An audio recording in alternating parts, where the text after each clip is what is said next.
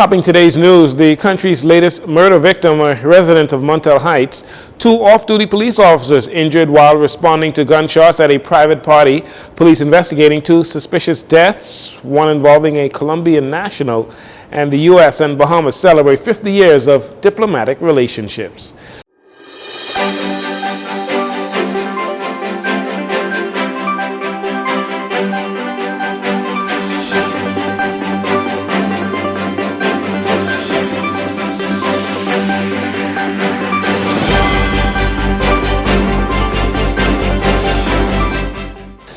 Good evening, Bahamas. I'm Jcn Saunders. This is your Jcn Evening News. It's a pleasure to have you join us.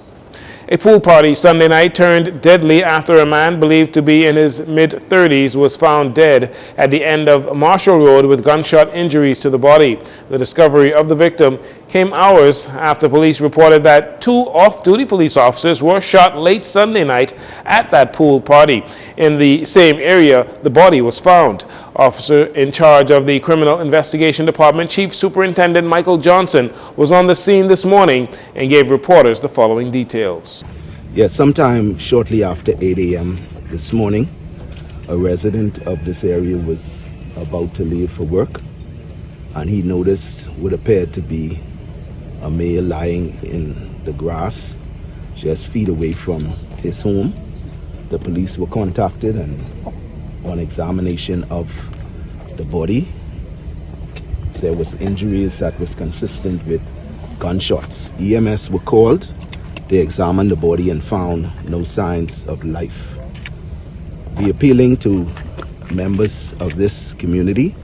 We know that last night there was an event held there where 2 off-duty police officers were shot, and we appealing to persons who would have attended that function, if they have any information in relation to this latest homicide, to please contact our crime tipsters line or at CID at 502-999-123. According to police reports, shortly before 11 p.m., the 2 off-duty officers, while at that pool party, heard gunshots being discharged. The officers went to make inquiries, only to be confronted by 2 males who opened fire on them, hitting both of them in their arms.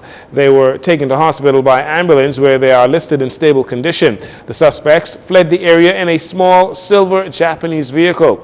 Chief Superintendent Johnson believes the victim, who has been identified as Gareth Pyfrom, pictured here, was at that pool party. However, he says it is too early in their investigations to say whether the deceased was shot at the same time as the police officers were injured. We believe that the body was here for some 3-4 hours now. We believe that it happened around the same time that the police officers were shot, based on our information thus far. And so we early stages of this investigation, so again we appeal the persons who was at this function to please contact us with that information. Well, it's too early for us to determine that. We in the infancy stage of this investigation, so it's too early to determine that. We will be speaking to those officers this morning to get a clearer understanding of what occurred, and so this is an ongoing active investigation. When asked if it is unusual that the victim's body was left in the area overnight before being discovered, Chief Superintendent Johnson gave the following explanation. Considering that from our information, this was a crowded event, close to some 200-300 persons. The area where his body was discovered, there's no lighting in that area. So we believe that persons were unaware that he was actually a victim at the time of the incident occurred last night. The country's most recent murder victim, who was shot to death while at a pool party on Marshall Road early this morning, where there were also gunfire between off-duty officers and 2 unknown gunmen, he was identified by his sister as Gareth Pyfrom from Montel Heights. Visibly distraught, the twin sister reminisced on the last moments she spent with her brother. It's like, okay, we probably need to check this out. What I heard before I came here was there was a shooting and anybody still being recovered.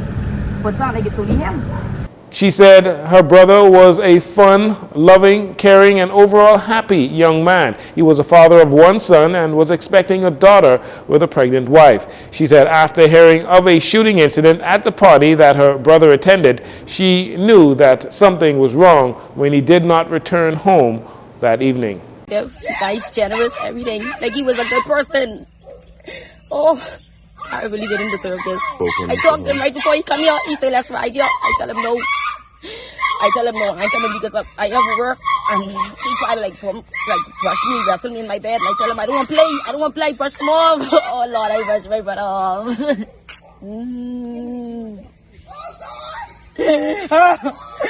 I brushed him off because he liked to play. Now, as details are still sketchy and investigations into this matter are still into the early stages, it is unclear exactly what transpired at that party. However, police are on the hunt for the two men who fled the scene in that silver Japanese vehicle. The two officers who were injured during the incident are also assisting the police in their investigation. Following that overnight shooting incident on Sunday night that left two off-duty officers wounded after they responded to gunshots being discharged in the Marshall Road area, Minister of National Security Wayne Munro commends the officers for their swift response. I was advised of the shooting of the officers who went to confront somebody who was discharging a firearm. Even though they were off-duty, police officers keep in their mind their duty. And so it is commendable that they sought to intervene, although, as it turned out, they ended up injured. As I say over and repeatedly, we have to be mindful of our law enforcement officers who put themselves on the line for us, that we pay sufficient respect and give sufficient faith and credence to them. Now, with that particular event believed to have had a few hundred people in attendance, the question arose whether or not proper security measures were in place. Minister Munro says it is the homeowner's responsibility to ensure adequate security is available. Well, unfortunately, if it's not a paid event, you don't have a liquor license, so you don't have the ability of control that it was if you have a liquor license.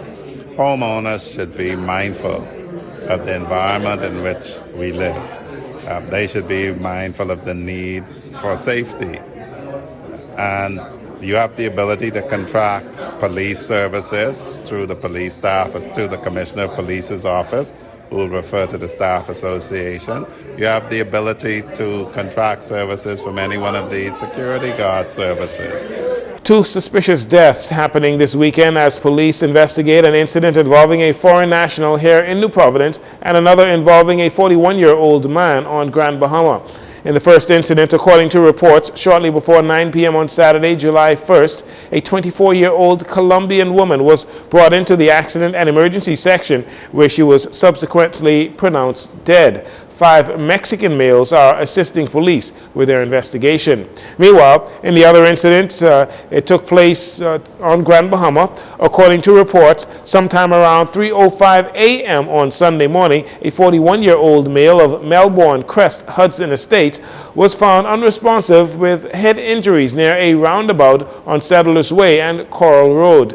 The victim succumbed to his injuries after being transported to the Rand Memorial Hospital. Police are appealing to members of the public with any information in relation to any of these incidents. You can contact 919-911 or Crime Stoppers at 328-TIPS, 328-8477. Free National Movement leader Michael Pentard is calling on Minister of Public Works and Utilities Alfred Sears, who holds responsibility for the country's power supply, BPL. He's calling for him to come clean about what's happening at BPL. On the heels of Minister Sears telling reporters this past Thursday that there is the possibility that load shedding could take place this summer, despite Bahamas Power and Light putting all of its resources into preventing this from occurring. Mr. Pentard, in a statement on Sunday evening, said under the previous F&M government, BPL experienced significant improvements in its operations, noting that the Davis administration met BPL with sufficient generation power, 326 megawatts, to meet the peak demand. He said the Minister of Public Works and Utilities must answer what went wrong. Mr. Pentard says promises made by the Davis administration leading up to the general election, promises of no more load shedding, that has not materialized, leading to a setback and the progress at BPL going backwards. He says the Davis administration must develop and share the long-promised strategic plan for Bahamas Power and Light. And finally, in this segment, Prime Minister Philip Davis is in Trinidad and Tobago participating in the 45th session of the CARICOM Heads of Government meeting. During the 44th meeting of CARICOM, chaired by Prime Minister Davis, he worked to build and enhance cooperation on critical issues facing the Caribbean. According to a statement from the Office of the Prime Minister Davis's leadership and commitment to strengthening relationships within the region reflected his conviction that joint action and advocacy are required to take on the challenges and threats faced by all member states in the Caribbean, whether related to climate change, criminal activity, or food security. Now, it is at the regional event, which marks 50 years tomorrow since CARICOM was established, that Prime Minister Davis's 6-month term as chairman will come to an end, and he will hand over the reins to Dominica's Prime Minister Roosevelt Skerrit. Prime Minister Davis now transitions into the role of chair of CARIFORUM, the Caribbean Forum, which is a subgroup of the Organization of African, Caribbean, and Pacific States. We'll take a break here. We'll be right back after these commercials.